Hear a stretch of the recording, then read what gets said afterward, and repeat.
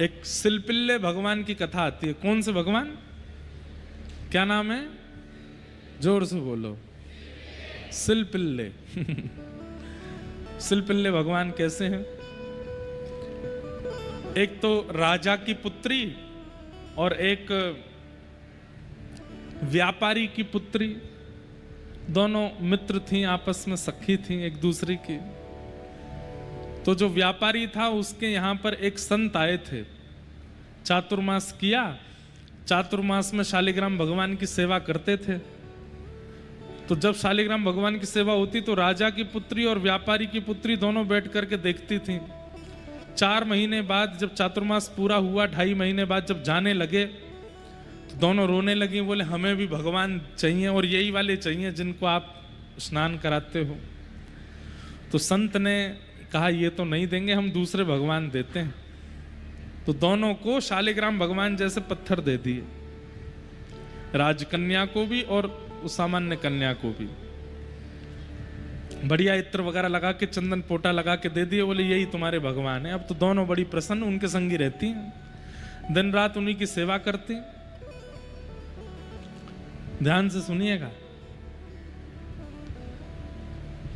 भाव के वश में है भगवान, भाव के वश में है भगवान। भाव नहीं तो हर मंदिर में, भाव नहीं तो हर मंदिर में दीखत बस पाषाण। भाव होए तो जित देखूं तित प्रगट होए भगवान। भाव के वश में है भगवान। लिख लीजिएगा, सबसे बड़ी प्राण प्रतिष्ठा क्या है ठाकुर जी की? भाव। आपने 3 दिन का अनुष्ठान कराया, ब्राह्मणों को बुलाया, चावल में ठाकुर जी डुबा के रखे, घी में ठाकुर जी डुबा के रखे, आंख पे पट्टी बांध के रखी। कई जगह वो वीडियो वायरल होती है, शीशा टूट गया पट्टी खोलते ही, ओह प्राण आ गए ठाकुर जी में। प्राण तो भाव से आते हैं। भाव नहीं है तो आपके लिए वो ठाकुर जी केवल पाषाण हैं, और भाव है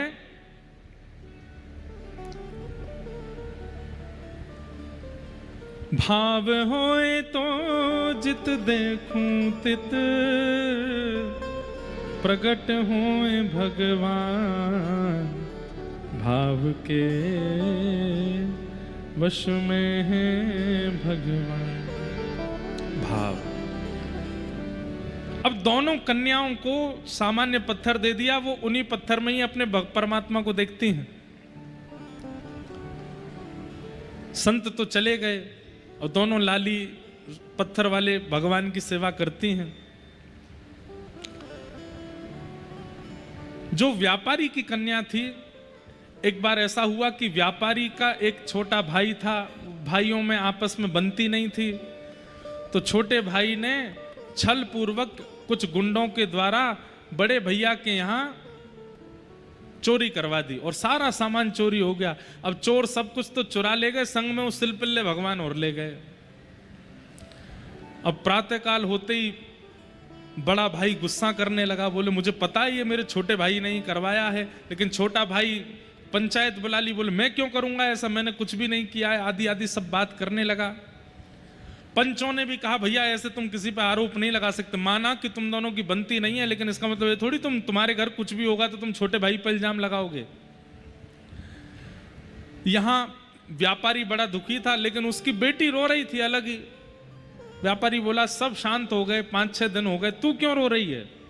मेरे सिलपिल्ले भगवान चले गए, चोरों से कहो धन भले ही ले जाए, मेरे सिलपिल्ले भगवान देते। तो व्यापारी बोला तू भी बड़ी विचित्र है, यहां पूरा घर लुट गया पिता का, तू वो पत्थर के लिए रो रही है? और मुझे पता है वो तेरे चाचा ने ही करवाई है चोरी। जा, संपत्ति तो वो देगा नहीं, सब चोरी कर लिया, पंचों के सामने ये भी दिखा दिया कि उसने चोरी करवाई नहीं, कम से कम जाके। तो वो छोटी कन्या अपने चाचा के पास गई, उनके दूसरे घर पर, और कहा चाचा जी आप सारा धन रख लीजिए, हमारे घर की सारी सामग्री रख लीजिए, पर उस सारी सामग्री में मेरे छोटे से सिलपिल्ले भगवान हैं वो दे दीजिए। चाचा बोले मैंने सबके सामने बिल्कुल प्रमाणित कर दिया है कि मैंने चोरी नहीं की और तुम आकर के मेरे ऊपर इल्जाम लगा रहे हो। देखो चाचा जी, हमें पता है सब सामान आपके पास ही है, आप सब रख लो ना, बस मेरे भगवान दे दो। तो चाचा व्यंग में बोले बड़ी सेवा करी तूने भगवान की और तुझे ऐसा लगता है कि सब मेरे घर में, तो अब यहीं खड़े खड़े पुकार ले, इतने साल तो तूने सेवा करी, अगर तेरे परमात्मा तेरी सेवा से प्रसन्न होंगे खुद बाहर आ जाएंगे, बुला ले यहीं से। और क्या नाम है तेरे भगवान का? बोले सिलपिल्ले भगवान। नाम सुन के चाचा जोर जोर से हंसने लगा। बोले ये कोई नाम है भगवान का? गरुड़ध्वज भगवान होते हैं, सुदर्शन चक्रधारी भगवान होते हैं, मुरलीधर भगवान होते हैं, सिलपिल्ले भगवान। चल बुला ले यहीं से, अगर होंगे तो आ जाएंगे। दोनों भुजा उठा ली, नेत्रों से अश्रुपात करने लगी कन्या। हे मेरे प्राणनाथ सिलपिल्ले नाथ, यदि मैंने आपकी भाव से सेवा की हो, यदि मैंने आपकी नियम से सेवा की हो, आपकी सेवा में कभी भी आपके प्रति पत्थर बुद्धि ना रखी हो, पाषाण बुद्धि ना रखी हो, हमेशा आपको परमात्मा मान करके भजा हो, तो हे नाथ आप आकर के मेरे हृदय से लग जाइए।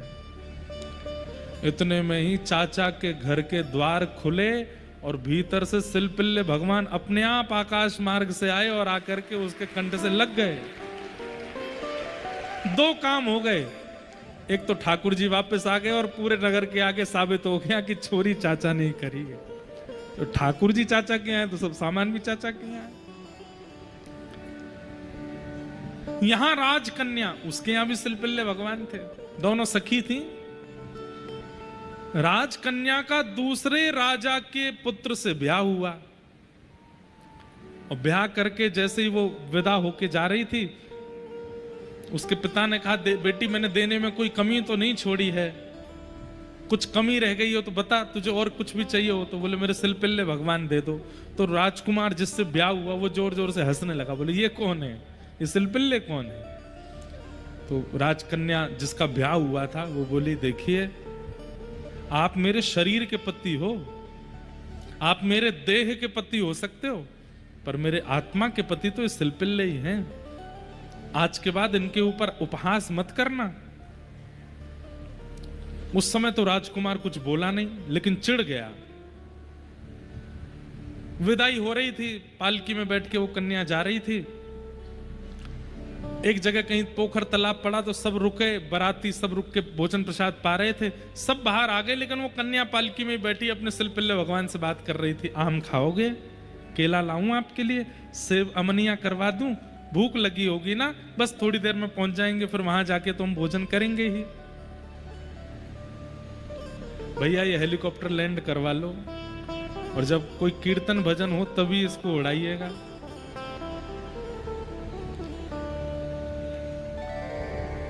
क्या बता रहा था मैं? हैं?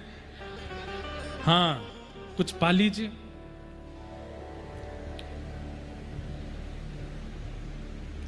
इतने में ही वो राजा आया, राजकुमार जिससे ब्याह हुआ, और भीतर आकर के पालकी में बैठ गया। बोले मुझसे बात करो, मैं तुम्हारा पति हूं, क्या पत्थरों से बात करती हो? तो लड़ने लगी। बोले खबरदार इनको पत्थर मत बोलना, तुम पहले ही उपहास कर चुके हो। आदि आदि दोनों में थोड़ी नोक झोंक हो गई। तो राजकुमार ने कहा ये तेरा पति है, ये तेरा प्राणनाथ है? बोले हाँ। राजकुमार ने उठा करके वो सरोवर में फेंक दिया। ले तेरा प्राणनाथ मर गया, अब तुम उससे बात करना पड़ेगा, अब तो मैं ही हूं तेरा, और तो कोई है नहीं। वो राजकन्या रोने लगी, जोर जोर से चीखने लगी, रुदन करने लगी, मेरे सिलपिल्ले कहां चले गए, मेरे सिलपिल्ले कहां चले गए। तब उस राजकुमार ने कहा देख तू मेरे लिए रुदन करेगी, मुझे पुकारेगी तो मैं दूर से दौड़ा दौड़ा आ जाऊंगा, और देख तेरा वो प्राणनाथ मैंने फेंक दिया उसको सरोवर में, फिर भी बाहर नहीं आ रहा है। यदि उसका भी तुझसे प्रेम होता तो आ गए होते ना बाहर।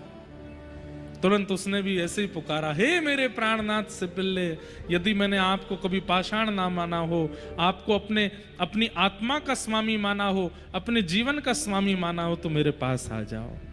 और तुरंत सरोवर से शिलपिल्ले भगवान आए और आकर के उनके हृदय से लग गए। इन दोनों भक्तों की कथा श्री नाभा जी ने भक्तमाल में लिखी। शिलपिल्ले भगवान जो कि सामान्य पत्थर हैं, शालिग्राम नहीं थे, उनमें ठाकुर जी का आवाहन करके उनको भजते। भैया प्राण प्रतिष्ठा वैदिक नियम से तो होती ही है, पर वैदिक नियम से भी ज्यादा भाव से होती है। यदि भाव है तो आपके लिए ठाकुर जी कहीं भी प्रकट हो जाएंगे। किम श्रेय शास्त्र सारह क स्व अवतार प्रयोजनम। भगवान का प्रयोजन क्या है आने का? केवल अपने भक्तों के लिए ठाकुर जी अलग अलग रूप धारण करके आते हैं। किसी के लिए शिलपिल्ले बन के आते हैं, किसी के लिए भक्त वत्सल बन के आते हैं, किसी के लिए कुंज बिहारी, किसी के लिए राधा वल्लभ, किसी के लिए राधा रमण, किसी के लिए गिरधर गोपाल, सबके लिए अलग अलग आते हैं।